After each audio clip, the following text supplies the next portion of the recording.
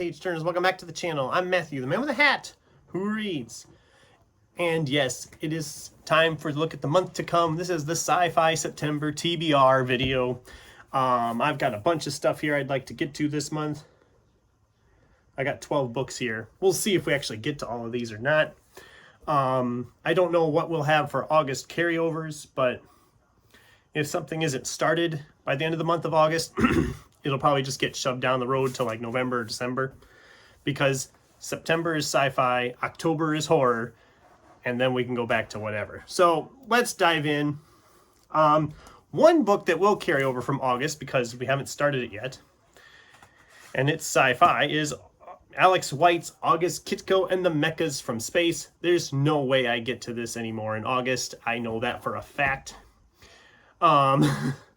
So I'm going to just push it back into September. It's sci-fi, it's music sci-fi. It sounds like an army of giant robot AIs threatens to devastate Earth. A musician becomes humanity's last hope in this glam-packed new space opera. So, August Kitco and the Mechas from Space. Sci-Fi September, perfect theme for that.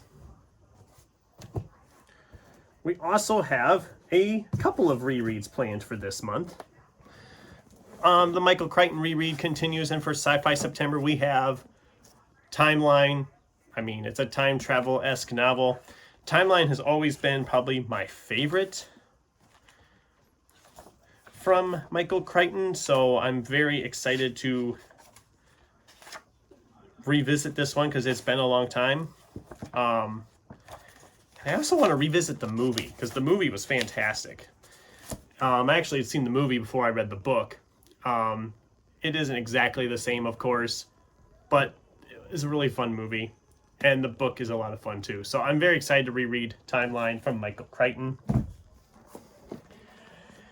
I'm also going to be rereading H. Beam Piper's Little Fuzzy. The main reason I'm rereading this is because I have the sequel, Fuzzy Sapiens. Aren't they adorable? Both of these are very short. Little Fuzzy is just over 250 pages.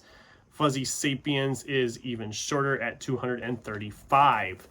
So these will be very quick reads. I really liked this when I read it before, so revisiting it just seems the right time to do it. And then, of course, a sequel, you know, it'll be a fun bit of sci-fi. That's probably the cutesy sci-fi we got here. Even though it's Sci-Fi September, I do have two nonfiction books here. I don't know that I will read them both, so I reserve planning this. I'm planning to read both of these, but if I change my mind after reading one and don't want to read the other, then I reserve that right to do that. We have Garrett M. Graff's UFO, the inside story of the U.S. government's search for alien life here and out there. Previously, I read Garrett M. Graff's The Only Plane in the Sky, which was absolutely wonderful. So I'm very excited to read something else from him, and it's UFOs. It's very thick. It's a thick boy. So after I read this, I might decide I don't want to continue on with my other nonfiction pick, which is Tom Wolfe's The Right Stuff. Essentially about the space program, America's space program. It's also over 400 pages. So I don't know that I will read this one and UFO both. I might read one and then decide I don't want to read the other one right now. And that's okay. Lord knows I'd have plenty of sci-fi if I don't have enough here. But we're continuing on with Dune. This is Frank Herbert's Dune Messiah. I read Dune a couple of years ago now. And I've got books 2 and 3 now, Dune Messiah and Children of Dune. I want to get this one for sure. If I get through this and some of the other stuff I have planned, I might pick up Children of Dune yet also. Otherwise, I might just wait a little bit. I don't know. I do want to get back to this, especially because this is the movie coming out in December. So I definitely want to have it read. I've heard Dune gets a little bit weird the farther in you go, but Terry Pratchett. This was one I had never heard of.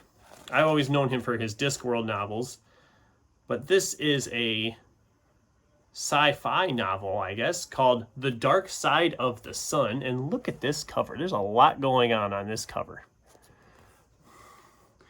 As heir to a huge fortune, he had an excellent robot servant with Man Friday subcircuitry, a planet, the first Sirian bank as godfather, a security chief who even ran checks on himself and on Dom's homeworld. Even death was not always fatal.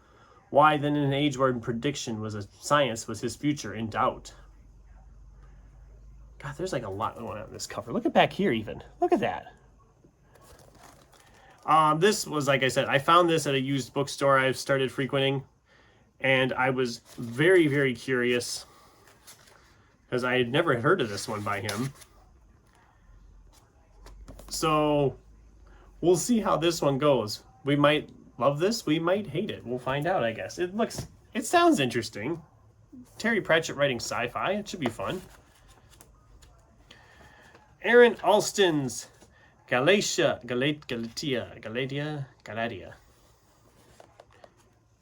2D by Aaron Alston. I've liked Aaron Alston's Star Wars stuff. I'm curious to read something outside of that. It says it's sci-fi. I mean, is it sci-fi?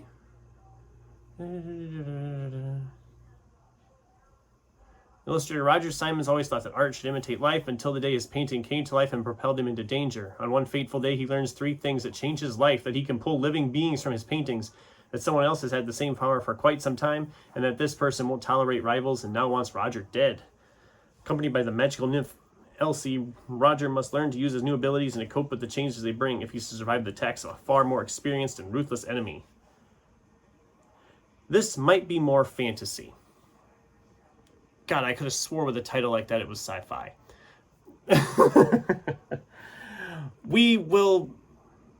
We'll see if we want to keep on with this one. This will be maybe we might not read this one yet, but we might substitute something else in since it's Sci-Fi September. This sounds more like a fantasy-esque novel. But that was Galatia in 2D. Don't be surprised if I don't have it in the wrap-up. I might throw something else in. If that's because I have nothing against fantasy, but I'm clearly trying to stick to sci-fi in September, and I should have read that synopsis before I picked it, but that's okay. We have William C. Dietz with Runner. Sounds like it's military science fiction. God, I can't talk today. Military science fiction. In a crumbling futuristic society, Earth is only a myth. The technological advances of centuries have faded into distant memory, and space travel depends on a fleet of rundown, unreliable ships. Only the brave or foolhardy undertake such risky journeys. The brave, the foolhardy, and the runners. I've never read any William C. Dietz, so I don't know what to expect with this. This is a standalone, which is nice. The print is kind of small. And I don't know, this cover gave me some Maze Runner vibes. I don't know, so maybe it's like Maze Runner for adults. I don't know. I'm curious. William Alexander's Sunward. This one I had heard about recently. It was just published last year.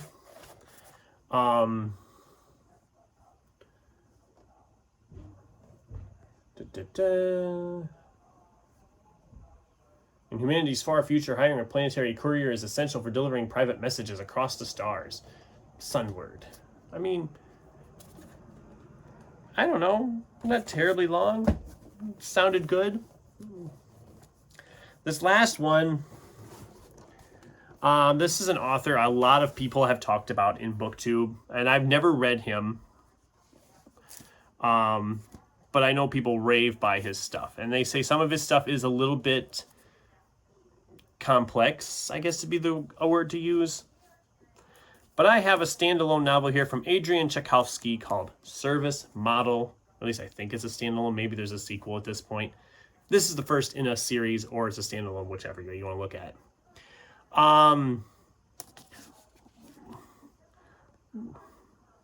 Domesticated robot gets a nasty little idea downloaded into their core programming. They murder their owner. The robot discovers they can also do something else they never did before. They can run away. So, robots. I'm hoping I enjoy this. I know some people have problems with Tchaikovsky, I think I'll be okay. But service model, and yeah, that's... So yeah, we got a nice stack of stuff for Sci-Fi September. It should keep us busy as we roll into the last part of the year, the last the last third. Is it already possible we're that far into the year? Lots of good reads planned. I'd love to hear from you guys. What are your reading plans for Sci-Fi September if you're participating in that, or if you're just reading whatever? What are your plans for reading in September? And do any of these sound good to you? I'd love to hear from you in the comments down below. Thanks for watching, and until next time, keep turning pages.